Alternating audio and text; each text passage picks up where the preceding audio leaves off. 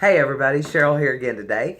I wanted to do a sequel, kind of, so to speak, to the video I did yesterday about stylist burnout, and to help us all to understand why it happens, what we can do about it, and more tips that I didn't include yesterday because I want to keep all my videos under 5 minutes. So I'm going to dive right in.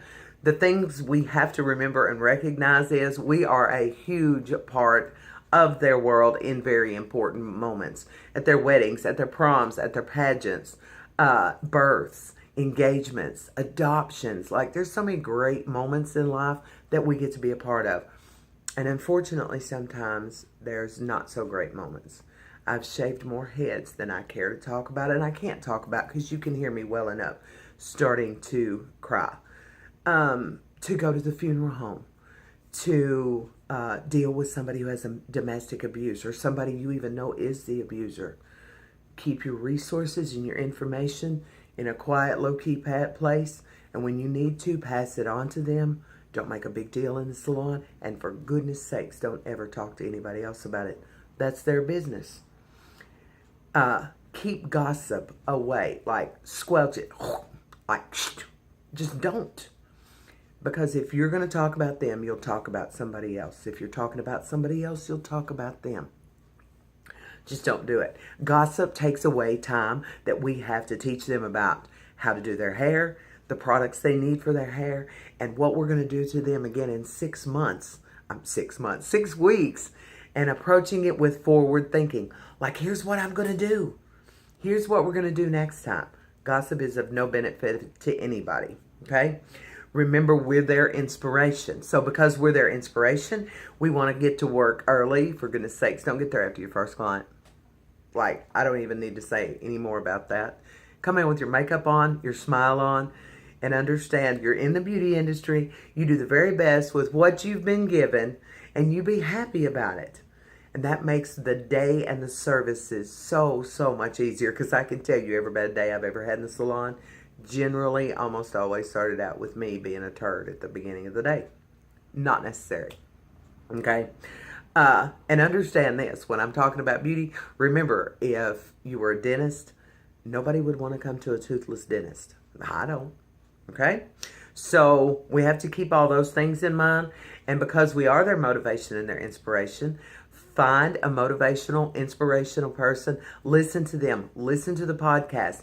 Watch the videos, whatever you need to do to pump yourself up, because we're constantly giving, and sometimes we need somebody to give something to us. It is so very important.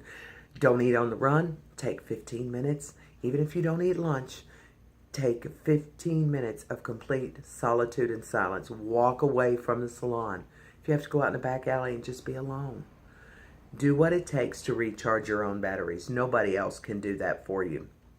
Okay? Remember, learn how to cut. This is a great educational class to go to. Learn how to cut palm to palm.